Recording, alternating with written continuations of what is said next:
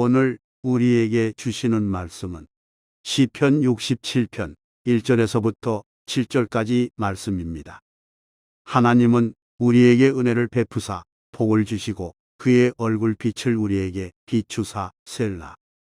주의 도를 땅 위에 주의 구원을 모든 나라에게 알리소서. 하나님이여 민족들이 주를 찬송하게 하시며 모든 민족들이 주를 찬송하게 하소서. 온 백성은 기쁘고 즐겁게 노래할지니 주는 민족들을 공평히 심판하시며 땅 위의 나라들을 다스리실 것임이니이다. 셀라. 하나님이여 민족들이 주를 찬송하게 하시며 모든 민족으로 주를 찬송하게 하소서. 땅이 그의 소산을 내어주었으니 하나님 곧 우리 하나님이 우리에게 복을 주시리로다. 하나님이 우리에게 복을 주시리니 땅의 모든 끝이 하나님을 경외하리로다. 오늘 이 시간은 땅의 모든 끝이여 라는 제목을 가지고 하나님 말씀을 증거하도록 하겠습니다. 저 여러분이 함께 시편의 말씀을 읽었는데 시편은 150편으로 되어져 있죠. 이 150편으로 되어져 있는 이 시편은 총 5권으로 나눠져 있습니다. 이 5권이 뭐를 기반으로 했냐? 바로 모세 오경 토라를 기본으로 해가지고 이 내용들이 진행되어지는 걸 볼 수 있는데, 그러다 보니까 5권 창세기, 출애굽기, 레위기, 민수기, 신명기 이렇게 진행되어지는 거죠. 그래서 우리가 지금 읽는 이 본문은 어디에 해당되어지는 거냐? 바로 출애굽기에 해당되어지는 겁니다. 그래서 출애굽기의 기본적인 거를 여러분들이 잡고 이 권에 해당되어지는 이 부분들 하나하나 살펴보면 그 큰 중심적인 메시지를 붙잡고 전체적인 게 진행되어지는 걸 볼 수 있어요. 출애굽기는 쉐모트라고 하는 히브리어 단어에서 출발합니다. 쉐모트라고 하니까 좀 생소하지만 바로 쉔이라는 그런 단어, 이름이라고 하는 그런 단어를 가지고 전체적인 내용이 이끌어져 가는 걸 볼 수 있습니다. 그래서 출애굽기에 보게 되어지면 바로 여호와 하나님의 그 이름의 뜻에 대해서 가르쳐 주시죠. 여호와가 어떤 뜻을 갖고 있어요? 스스로 있는 자. 바로 그분이 오늘날 이 세상을 창조하신 분으로서, 이 세상이 생겨나게 만든 제1원인으로서 눈에 보이진 않지만 말씀하시고 이루시는 걸 통해서 본인이 이 세상의 주관자다, 내가 살아있다 라고 하는 걸 보여주시는 분이라는 거예요. 그래서 그 하나님은 어떤 분이시냐? 하나님은 항상 자기가 존재한다는 것을, 이 세상에 있는 그런 자신의 뜻을 말씀하시고 이뤄가는 그런 부분 속에서 우리가 느끼고 체험케 하신다는 거예요. 그런 내용 속에서 출애굽기를 보게 되면 여호와 하나님이 바로 자신의 이름을 걸고 각 양의 이름을 부르신다고 하는 성경의 그 메시지와 같이 이스라엘 백성을 불러주시는 이야기가 나와요. 그들이 어디서 구원을 받죠? 애굽 땅에서 노예로 살던 중에 하나님의 언약을 통해 구원을 받는 역사가 나오는 거예요. 자신의 이름을 걸고 구원해내는 역사.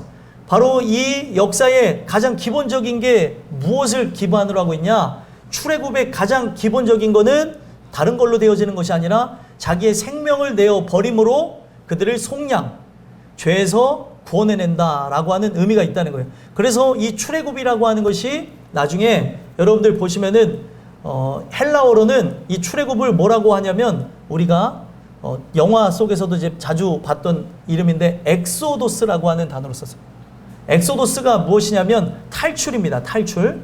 그러면 이 탈출이 갖고 있는 의미가 무엇이냐면 바로 예수님의 죽으심만이 나의 육체의 장막으로부터 벗어나 바로 육체의 정욕으로부터 나를 뒤로 한 채 하나님의 진리 가운데 세워진다라고 하는 그런 의미를 우리가 볼 수 있다는 거예요. 그래서 예수님이 장래에 대해서 이야기하는 장면이 나오죠. 변화산에서. 그 변화산에서 누구와 누가 얘기를 합니까?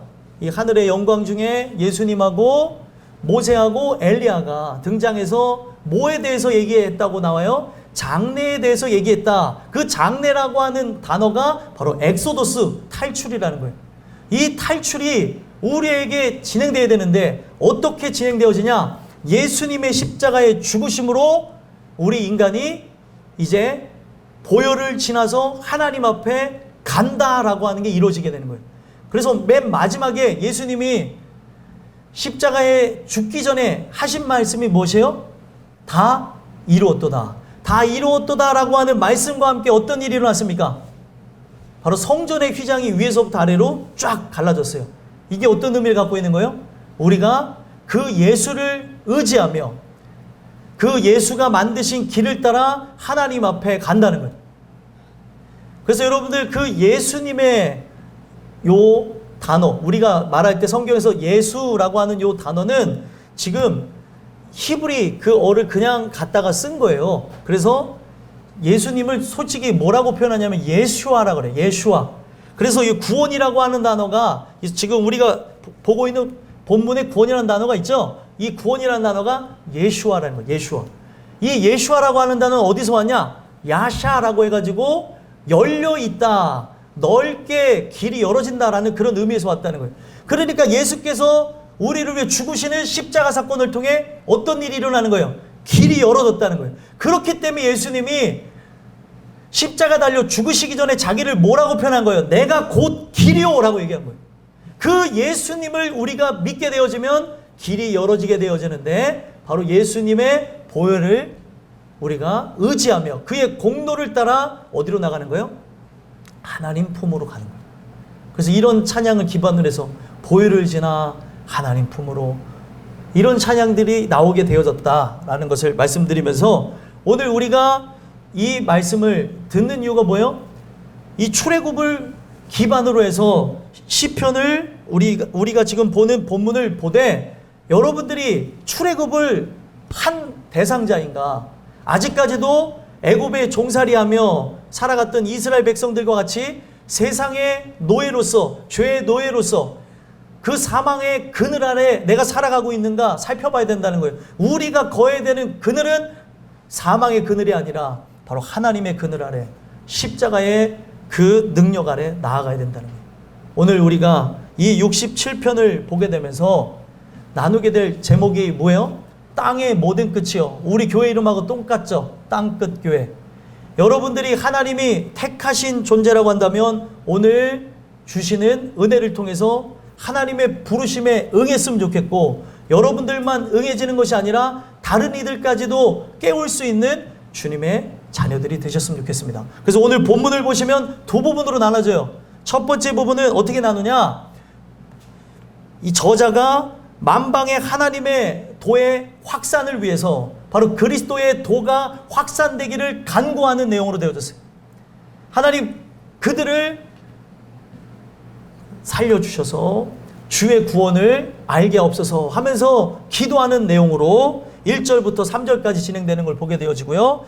그들이 그 은혜를 통해서 살아나게 되어진다면 4절에서부터 7절까지는 그들이 무엇을 하게 되어진다는 걸 얘기하는 거예요? 하나님을 찬양하게 될 것이다.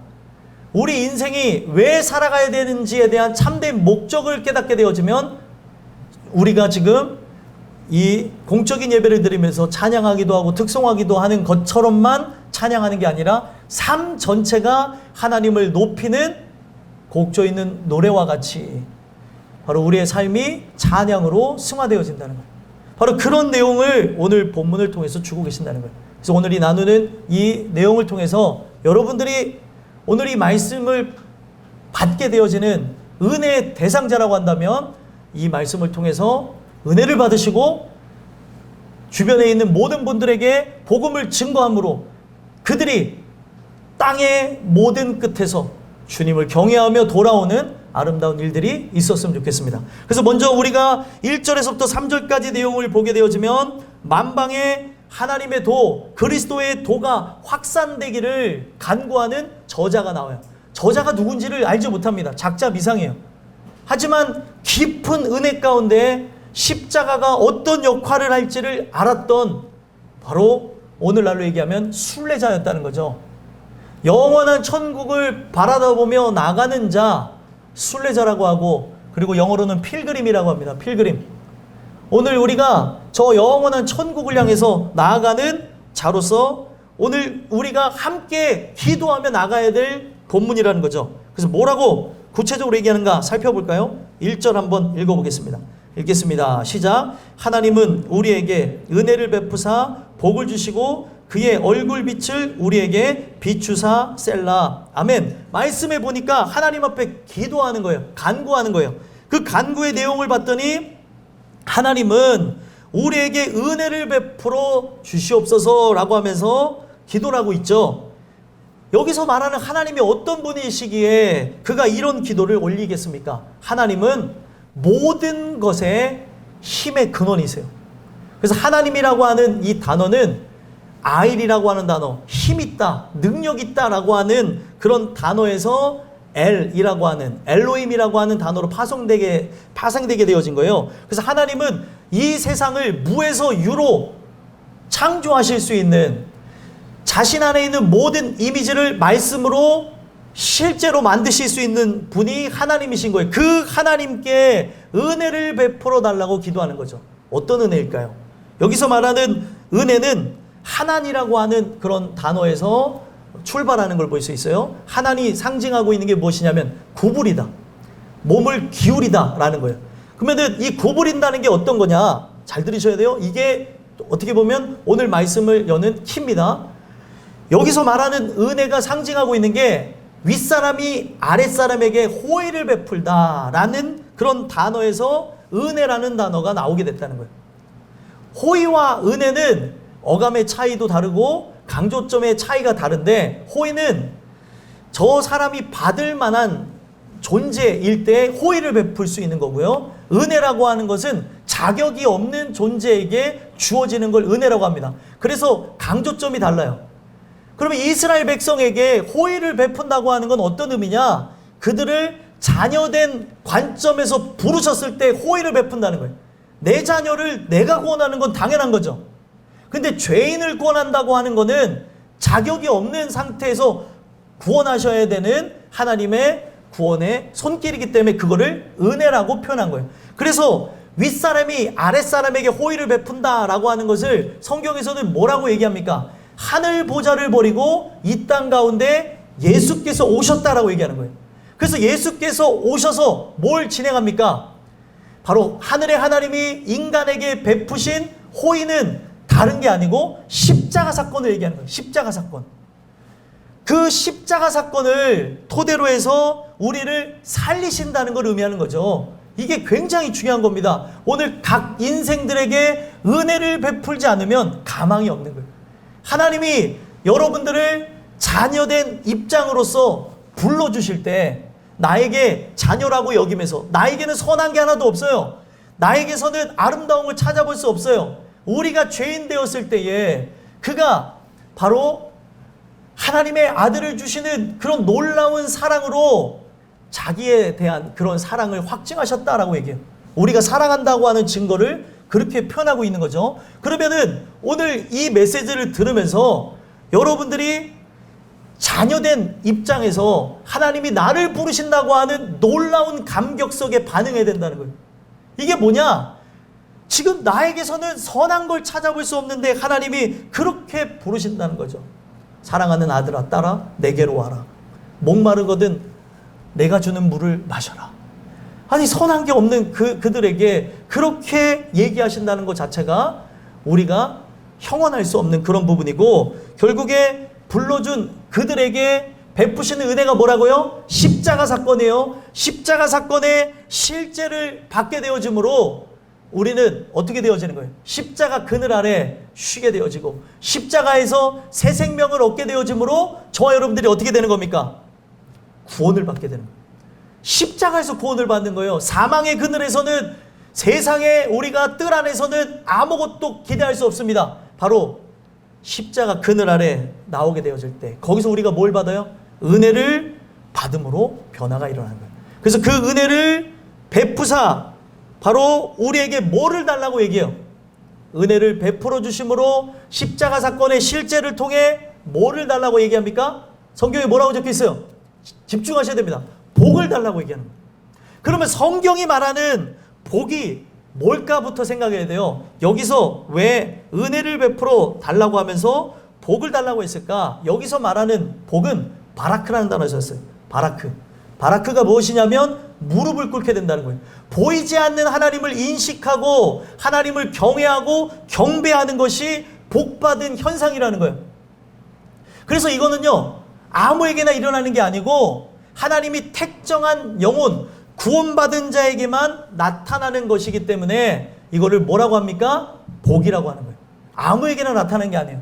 사람은 보이는 자에게도 잘하지 못하는 그런 안타까움이 있죠. 근데 보이지 않는 하나님을 인식하고 경외하고 경배하며 살아간다? 이거는 하나님이 그를 향한 계획, 택정하심과 은혜 베푸심을 통한 복 주심이 있어야지만 가능한 거라는 거예요. 그래서 그 복을 나에게 주심으로 그 복을 통해 내가 하나님을 송축할 수 있도록 우리에게 뭐를 비춰달라고 하는 거예요? 그의 얼굴에 있는 빛을 우리에게 비춰달라고 하는 겁니다. 여러분들, 이 부분이 성경 전체를 아우르고 있어요. 우리가 창세기 시작에 제일 먼저 보는 게 뭐예요? 태초에 하나님이 천지를 창조하시니라. 창조에 대한 기사를 우리가 접하면서 시작을 하는데, 첫째 날에 어떤 일이 있었죠? 첫째 날에 하나님이 빛이 있으라는 그 말씀과 함께 빛을 창조하는 그런 일들이 일어나죠. 이거는 여러분들 분명 6일간의 하나님의 천지 창조에 대한 기사를 1장에 담아놓은 것이고, 2장에 분명 7일째 되어져서 안식일을 하나님께서 지키시는 내용이 있는 것도 사실인데, 이거를 통해서 근본적인 얘기를 하고 있다는 거예요. 근본적인 얘기가 무엇이냐? 눈으로 보여지는 세상이 창조되어졌듯이 보이지 않는 바로 내 안에 심령의 죽은 영 자체가 새롭게 태어났느냐, 새롭게 창조되었느냐라고 하는 이야기를 하고 있는 거예요. 그래서 여러분들 요한복음과 비슷하게 광대하고 광활하게 시작되어지는 사복음서 중에 하나가 무엇입니까? 요한복음이죠. 빛이 있으라는 그 말씀이 거기에 동일하게 등장하고 있습니다. 그래서 성경에서 말하는 빛이 과거에 우리가 눈으로 보여지는 이 세상에 있는 그냥 태양빛과 달빛, 별빛, 이것을 의미하는 게 아니라고 얘기하고 있는 거예요. 여기서 말하고 있는 빛은 본질의 빛을 얘기하는 거예요. 그래서 하나님이 예전이나 지금이나 동일하게 택정한 영혼에게 긍휼을 베푸실 때 그의 얼굴을 향한다고 얘기해요. 그의 얼굴이 향할 때 그 얼굴이 향하는 곳, 바로 그의 손길이 머무는 곳, 바로 그의 눈길이 머무는 그곳에 무엇이 들어간다는 걸 얘기하는 거예요? 바로 빛이 비친다 라고 얘기하는 거예요. 그래서 그 빛이 비추는 이것은 여러분들 과거에 천지 창조 사건이 끝난 게 아니라 천지가 개벽하는 사건이 여러분들에게 있어야 된다는 거예요. 여러분들에게 빛이 있으라고 하는 하나님의 그 말씀과 함께 어둠 가운데서 깨어나는 일들이 어디서 일어나는 거예요? 십자가 밑에서 일어난다는 거예요. 그래서 나에게 이 빛을 비춰달라고 얘기하는 거예요. 이 빛만이 나를 어떻게 하는 거예요? 이 세상의 빛으로 변화하게 되는 거죠. 그래서 우리가 그 은혜를 받게 되어지면 이 세상이, 너희는 세상의 빛이라는 그 말씀 이전에 무엇이 나오냐면 산상수훈의 첫 번째로 우리가 알고 있는 팔복이 나와요. 이 팔복은 우리가 생각할 때 8가지 그 복으로 상상하고 있지만, 또 그렇게 나눠놓고 있지만, 사실 8가지 복이라기보다는 한 가지 메시지, 한 복에 대해서 얘기를 하고 있는 거예요. 그래서 그 한 복이 누구냐? 바로 예수님인 거예요. 예수님. 그 예수님이 내 안에 구주가 되시고 임금이 되어주시고 그분이 나의 전부가 되어진다면 그분 자체가 뭐예요? 빛 자체이신 분이죠. 그 빛 자체이신 그 분을 통해서 우리도 빛나는 존재가 된다는 거예요. 그래서 여기서 말하는 이 빛을 성경은 오르라고 합니다. 본질의 빛, 오르.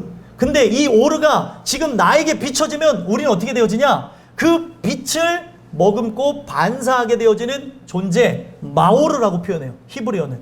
그래서 성경을 보게 되면 이것을 알게 하기 위해서 세상에 진짜 빛나는 태양을 이야기를 하고 있죠. 그 태양을 창조함으로써 무엇이 빛나요?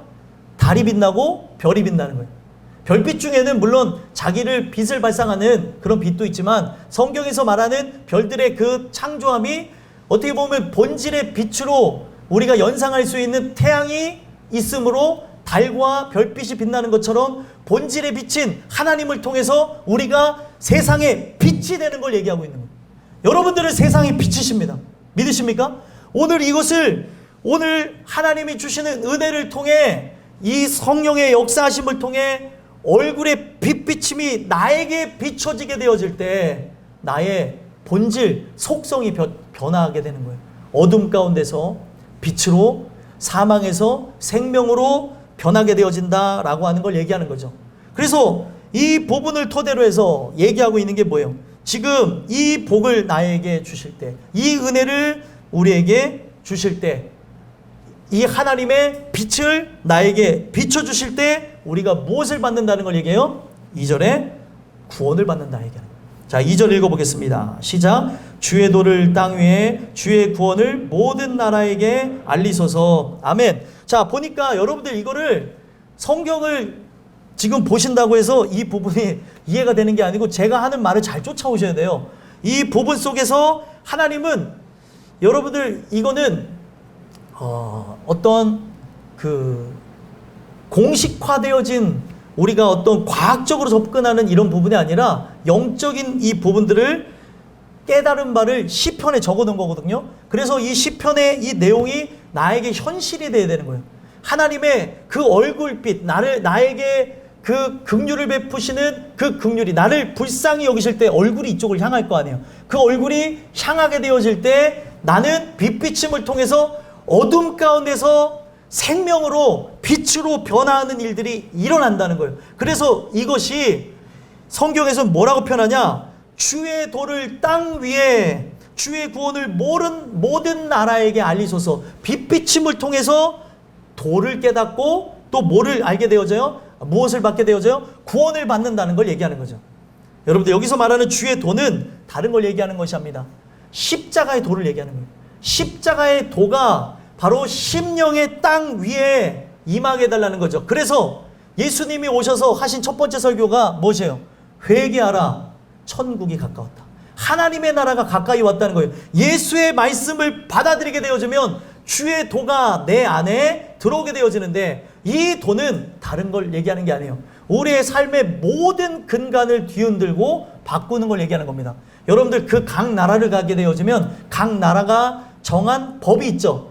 그 법도에 따라서 그 민족들이 지키고 살아가는 규례와 또 법도가 다 다른 걸 보게 됩니다.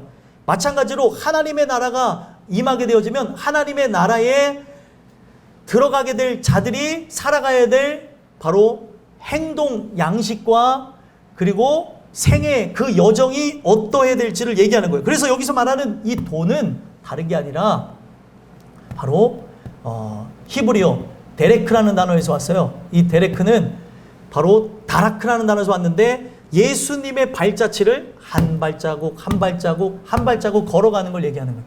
그래서 우리의 삶의 여정이 바뀌는 거예요. 예전에는 죄에 대한 여정이었는데 이제는 뭐예요? 예수 그리스도께서 가셨던 남들이 가지 않는 희생의 여정, 십자가의 길을, 고난의 길을 걸어가면서 살아가는 걸 의미하는 거죠. 그리고 그 고난의 길을 걸어가면서 우리가 결국에 어떻게 되어지는 거예요? 삶의 행동 양식이 바뀌는 거예요. 삶의 행동 양식이 바뀐다고 하는 거는 굉장히 중요한데 가치관, 세계관이 변화하게 되는 거예요. 내가 먹든지 마시든지 무엇을 하든지 누굴 위해 살아가는 거예요? 하나님의 영광을 위해 살아가도록 하나님께서 오늘 지금 제가 전달하는 이 말씀이 여러분들에게 영적으로는 뭐예요? 빛비춤의 역사인 거예요. 이 빛비춤이 나에게 비춰지게 되어질 때 깨달음이 오는 거죠. 주의 도를 밝히 알게 하소서. 주의 도가 뭘 추구하는지, 뭐를 원하는지를 내가 알게 되어지는 거예요. 그래서 예전과 같은 방식으로 살아가는 것이 아니라 하나님의 뜻을 구하며 날아가는 거죠. 그래서 예수님이 우리에게 가르쳐 주신 기도 가운데 주기도문 핵심이 여러 가지 있겠지만 뜻이 하늘에서 이룬 것 같이 땅에서도 이루어진다. 바로 나의 심령의 땅에 나의 인생 속에 하나님의 뜻이 이루어지게 하옵소서라고 기도하라고 얘기했다는 거예요. 오늘 우리는 하나님의 뜻을 구하며 살아가는 거예요. 그래서 그의 도가 바로 십자가의 도가 멸망하는 자들에게는 미련한 것이고 또 답답해 보이는 것이지만 구원받는 자들에게는 하나님의 능력이 되어지는 그 역사를 통해서 예수님은 십자가의 도를 뭘로 보여주십니까? 하나의 밀알을 통해서 설명해 주세요. 요한복음 12장에 보면 나오는데 하나의 밀이 땅에 떨어져 죽으면은 어떻게 된대요? 열매를 많이 맺고 죽지 아니하면 열매를 맺지 않는다 그랬죠. 그 밀알이 상징하는 분이 누구예요?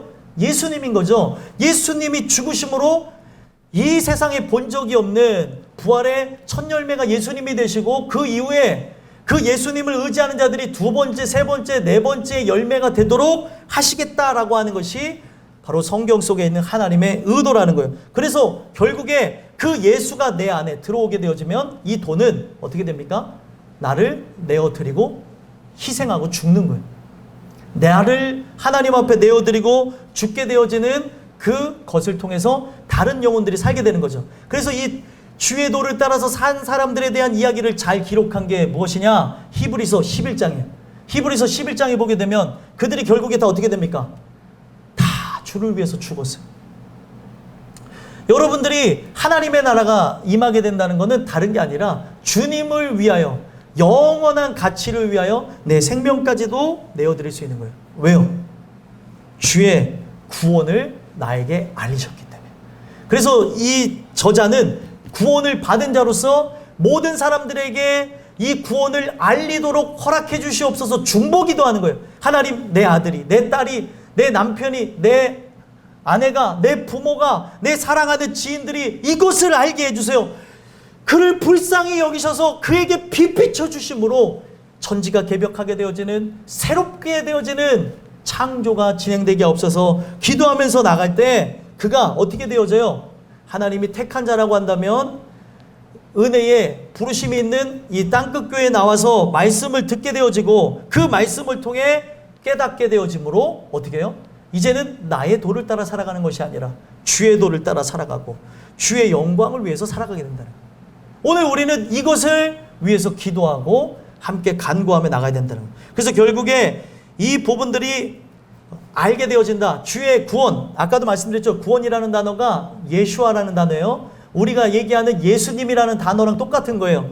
이 구원이 예수님을 통해서 증거되어지는데 십자가의 죽으심을 통해서 만인이 구원받을 수 있는 길이 열어졌는데 하나님 저 영혼을 구원해 주시옵소서 기도하며 간구하면 하나님이 택정한 영혼이라고 한다면 어떤 일이 일어나요? 그 하나님이 그에게 얼굴을 향하는 그 역사를 통해 그에게 빛비침이 있을 것이고 그 빛비침을 통해서 주의 구원을 받게 하시겠다는 거예요. 그래서 여기서 주의 구원을 모든 나라에게 알게 하소서라고 하는 것은 나라 족속마다 있는 사람마다 이 부분들을 깨달아 알게 해달라는 거죠. 그래서 여기서 알리소서라고 하는 것은 그냥 귀로 듣고 안다는 게 아니라 눈으로 뵙고 실제로 깨닫는다라고 하는 야다라는 단어가 쓰여진 거예요. 눈으로 목도하게 되는 거죠. 주의 구원을. 그래서 이 주의 구원을 받은 거를 성경은 뭐라고 얘기하냐? 복 받았다고 얘기하는 거예요. 성경은 단언컨대 우리 세상 사람들이 생각하는 기복적인 복에 대해서 얘기한 적이 없어요. 여러분들. 그런데 사람들은 기복적인 것으로 바꿔버리는 거죠. 잘 먹고 잘 살고 그리고 좋은 집 좋은 차에 사는 이런 걸로 바꿔버리는 거예요. 예수를 믿는 이유는 바로 이 땅 가운데서 평안함과 안락함을 위해서가 아니라 구원받기 위해서라고 하는 것을 꼭 기억하셨으면 좋겠어요. 결국에 이런 것이 그들에게 알려지는 걸 통해서 지금 시편 저자는 그들이 구원을 받음으로 하나님 앞에 궁극적으로 뭐를 드리길 원하는 거예요? 찬양하게 해달라는 거예요. 3절 읽어보겠습니다. 읽겠습니다. 시작. 하나님이여 민족들이 주를 찬송하게 하시며 모든 민족들이 주를 찬송하게 하소서. 아멘. 여기 보면 반복된 게 뭐예요? 주를 찬송하게. 그들이 구원을 받으면은 인생을 살아가는 이유와 목적을 바로 알게 되는 거예요. 왜 살아가십니까? 내가 살아가는 이유는, 내가 호흡하는 이유는 오늘 하나님을 찬양하기 위해서, 나에게 구원 주신 그분을 감사하며 살아가기 위해서 오늘 우리가 살아가고 있다는 거예요. 그래서 여러분들 민족들이 찬송하게 하옵소서라고 하는 이 찬송이라는 단어 어디서 왔냐? 손이라는 단어에서 왔어요. 야드. 그래서 찬송이 갖고 있는 기본이 뭐냐면 이거예요. 이해가 되세요? 이게 뭘까요? 내가 한 게 아니고 저분이 다 하셨습니다. 그리고 이 손의 의미를 갖고 뻗는다는 의미도 있어요. 이렇게. 그래서 우리가 찬양 중에 은혜 받으면 손을 들잖아요. 이게 어떤 의미를 갖고 있는 거냐면 하나님 날 좀 도와주시옵소서 항복의 의미를 갖고 있는 거예요.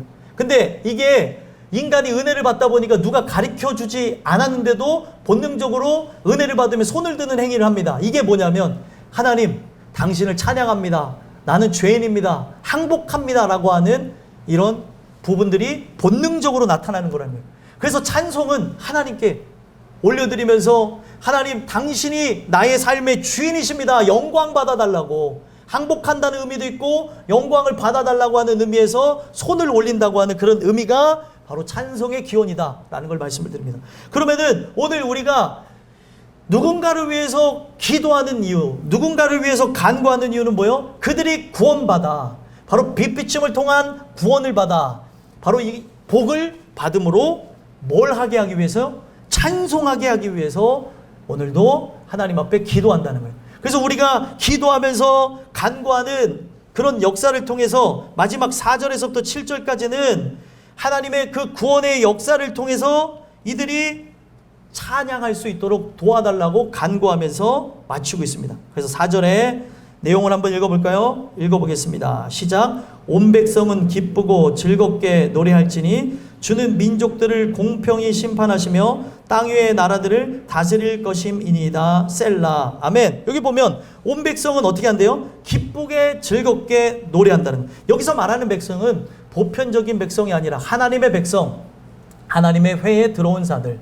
하나님의 공동체 안에, 하나님의 은혜 아래 있는 자들을 표현하는 거예요. 이들은 구원받았기 때문에 뭐를 하게 되는 거예요? 기쁘고 즐겁게 노래하게 된다는 거예요. 여러분들의 삶 속에 무엇이 따라와야 되는 거예요? 찬양. 여기 뭐 저는 노래를 못하는데요. 그게 아니에요. 그걸 말하는 게 아니에요. 찬양은요, 나의 삶을 하나님 앞에 올려드리는 걸 찬양이라고 하는 거예요.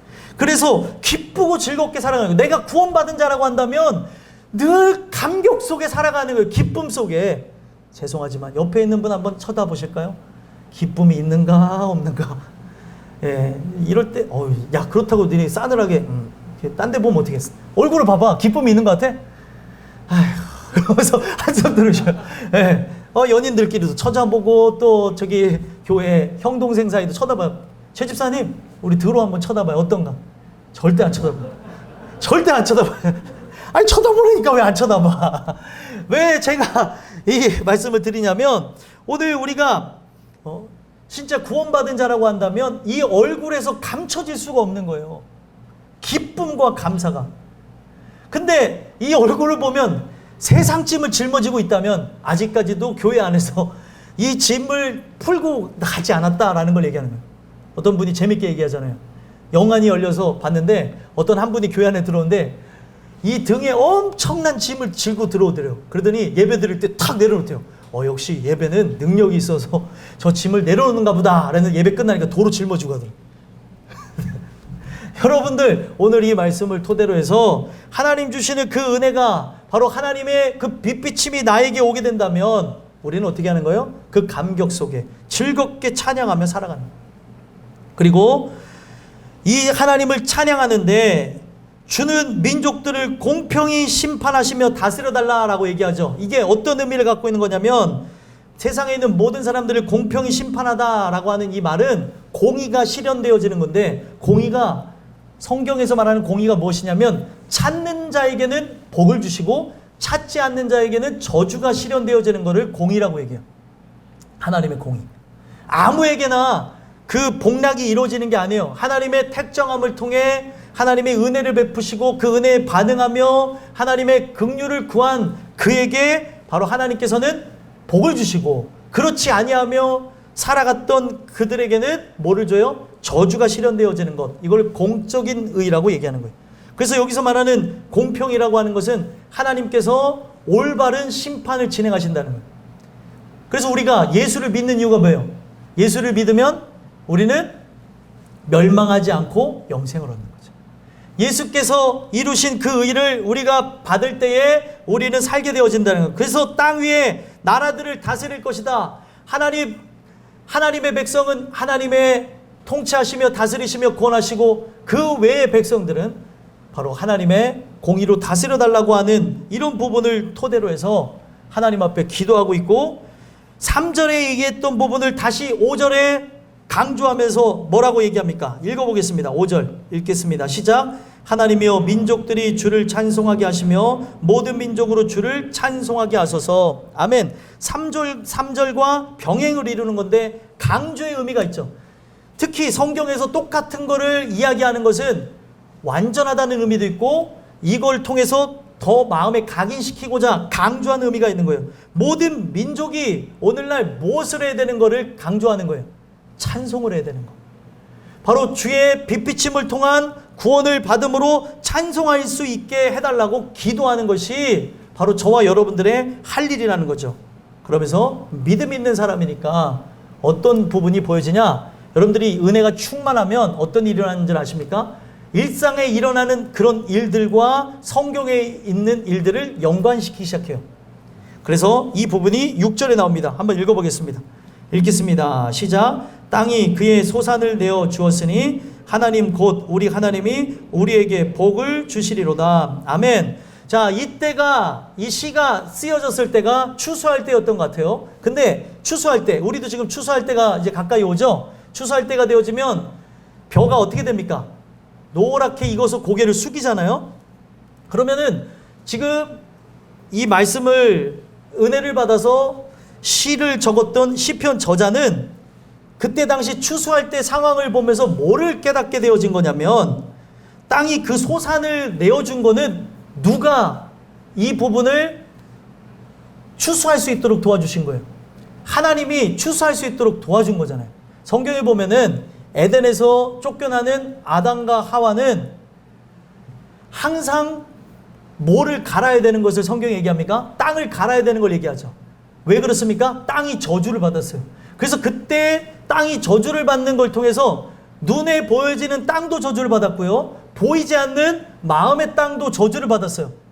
보이지 않는 마음의 땅도 저주를 받아서 하나님이 그를 향한 은혜의 계획이 있어야지만 농부 되신 하나님이 나의 마음을 기경해서 변화하는 일들이 일어나는 거예요.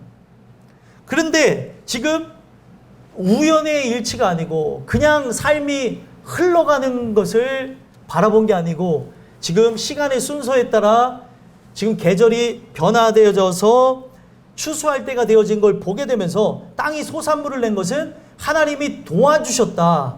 하나님이 복 주셔서 지금 눈에 보여지는 이 땅이 추수를 내었던 것처럼 보이지 않는 나의 마음의 땅도 추수할 때가 가까이 오는구나라는 걸 깨달은 거예요. 이게 은혜가 충만한 사람이죠. 삶의 모든 부분들이 다 연관성을 갖게 되어지는 거예요. 작은 부분에서부터 큰 부분까지 그냥 살아가면서 지나가다가 넘어진 건데 넘어진 것도 은혜에 있는 사람은 그냥 넘어가지 않아요. 왜 넘어졌을까서부터 시작하는 거예요. 네? 거기서 내가 혹시나 하나님의 뜻을 거역한 게 있는가 돌아보기도 하고 또 좋은 일이 있으면 이 좋은 일은 과연 진짜 좋은 일인가 아니면 내가 저 타락으로 나가기 위한 미끼인가 이런 부분도 보고 또 칭찬을 들었다고 한다면 이 칭찬은 도대체 무엇인가 또 오늘 인생을 살아가면서 어떤 문제가 생겼다면 이 문제는 과연 뭐를 시사하는 것인가. 은혜가 충만한 사람은 성경을 통해서 이 부분들을 점검하기 시작한다는 거예요. 시편 저자가 보니까 아 이거는 하나님께서 뭐를 주시겠다고 하는 사인이에요? 징조예요? 바로 우리에게 복을 주실 것이다 라고 하는 사인으로 봤다는 거예요. 지금 땅이 소산물을 냈듯이 지금 나에게 구원이라고 하는 그 열매를 통해서 복받았음이 현실이 되어지도록 한다는 것을 깨달았다는 거예요. 아까 복받음이 뭐라 그랬죠? 복이 무릎을 꿇다. 보이지 않는 하나님을 경외하며 경배한다는 거예요. 이것이 일어날 것인데 어디로 일어날 것이냐? 바로 세계 만방 모든 민족 땅에 있는 끝에 있는 존재들에게 일어날 거라는 거예요. 마지막 7절 읽어보겠습니다. 읽겠습니다. 시작. 하나님이 우리에게 복을 주시리니 땅의 모든 끝이 하나님을 경외하리로다. 아멘. 하나님이 복을 주실 거라는 거예요. 이 복 받았다고 하는 현상은 뭐예요? 구원을 받았다고 하는 것을 복 받았다고 얘기하는 겁니다. 여러분들. 그래서 이 복 받았다고 하는 것은 구원받은 현상, 보이지 않는 하나님을 경외하고 경배하고 무릎 꿇고 기도하고 하나님을 찾고 찬양하는 이런 부분을 복을 받았다고 얘기하는 거예요. 그래서 구원이 실행될 것이니 이 구원이 실행된 것을 복을 받은 것으로 알게 될 것이니 땅의 모든 끝, 오늘 말씀의 제목이죠. 땅의 모든 끝이요 하나님을 경외하라. 경외하리로다. 땅의 모든 끝이 상징하는 게 뭐예요? 오늘날로 바꿔서 얘기하면 그냥 눈에 보이지는 땅의 끝이 얘기하는 게 아니라 바로 나의 심령의 땅을 얘기하는 거고, 인생의 땅 끝에 있는, 벼랑 끝에 있는 여러분들이 바라볼 것은 하나님 한 분밖에 없다는 거예요. 오늘 나를 왜 고난에 또 눈물 속에 고통 속에 이끄셨을까? 바로 하나님을 경외하도록 나를 몰아가셨다는 걸 얘기하는 거죠. 그래서 여기서 말하는 끝이라고 하는 단어가 중요해요. 이 끝이 뭐냐면 아페스라는 단어인데 사라지다, 끝났다라는 거예요. 지금 사탄이 나를 몰아가는 거예요. 성경에 보게 되면 이게 지금 출애굽을 기반으로 해서 가는 바로 말씀이라 그랬죠. 출애굽에 바로로부터 추격을 받는 이스라엘 백성들이 나오죠. 분명 6월절을 경험하며 애굽 땅에서 해방하여서 나가는 줄 알았는데 바로가 마음을 바꿔서 어떻게 합니까? 군대를 보내갖고 추격해 나갑니다. 그랬더니 어떤 일을 합니까? 그 군대가 추격해 오면서 이스라엘 백성들이 맞닥뜨린 것은 앞에 홍해 바다가 있도록 하게 하셨다는 거예요. 뒤에는 뭐가 있어요? 애굽의 군대가 있고 앞에는 홍해 바다가 있어요. 인생이 끝난 것 같죠. 바로 인생의 땅 끝이죠. 거기서 어떤 일이 일어납니까? 바로 엑소도스가 일어나는 거예요. 바로 홍해 바다가 갈라져서 바로 그들이 마른 땅을 걸었다. 그 홍해 바다가 갈라져서 마른 땅을 걸었다고 하는 것은 물이 벽이 되어졌다는 걸 얘기하는 거잖아요. 그래서 물이 다 말랐다는 걸 얘기하잖아요. 거기서 말하는 물이 상징하는 건 악을 상징하는 건데, 모든 악을 예수님의 십자가 사건을 통해서 정복할 것임을 예고한 사건이 홍해 바다가 갈라진 사건이라는 거예요. 그러면 오늘 우리가 이 말씀을 통해서 결론을 내야 되는 게 뭐예요? 하나님께서 우리 인생에 땅 끝으로 모르신 이유가 뭐예요? 십자가 사건을 경험하며, 바로 십자가 사건이 실제가 되어짐으로 휘장이 위에서 아래로 갈라지는 그 역사를 경험하며 보혈을 지나 하나님 앞에 가는 그 영광을 누리게 하기 위해서 이 일을 진행해 가고 있다는 거예요. 혹시 살아가면서 힘드십니까? 고난이 있어요? 고통이 있어요? 지금 그곳에 여러분들 좌절하지 마시고 홍해 앞에 또 뒤에 애굽의 군대 앞에 우리는 진퇴양난의 상황에서 해야 될 게 무엇이에요? 하나님께 기도하는 거예요. 하나님 날 좀 도와주세요. 붙잡아 주세요. 하고 그 주의 긍휼을 구하며 우리가 한 걸음 내딛고 나갈 때 어떤 일이 일어납니까? 땅의 모든 끝, 절벽 끝에서 발을 내디디면 어떻게 돼요? 죽는 거죠. 그러나 하나님께서 그를 죽지 아니하시고 그의 손으로 받아주신과 같이 바로 그를 붙잡아 주셔서 어떻게 해요? 홍해 바다가 갈라질 거예요. 그래서 여러분들 홍해 바다가 갈라지고 난 이후에 성경에 보게 되면 신세대들이 요단강을 건너갈 때 어떻게 됐어요? 말씀을 믿고 한 발을 내딛었더니 요단강이 갈라졌어요. 요단강물이 넘쳐나서 건너갈 수 없는 수위에 이르렀을 때 하나님 말씀을 믿고 내딛었다는 거예요. 마찬가지입니다. 오늘도 여러분들 벼랑 끝에서 끝난 것 같지만 주께서 오늘 당신에게로 오라고 하세요. 내게로 오게 되어지면 이것이 끝이 아니라 시작이라는 거죠. 예수와의 이 근본은 야샤라는 단어에서 왔어요. 구원이라고 하는 이 단어는 바로 야샤라는 단어에서 왔는데, 야샤가 무엇이냐면 열려진다는 거예요.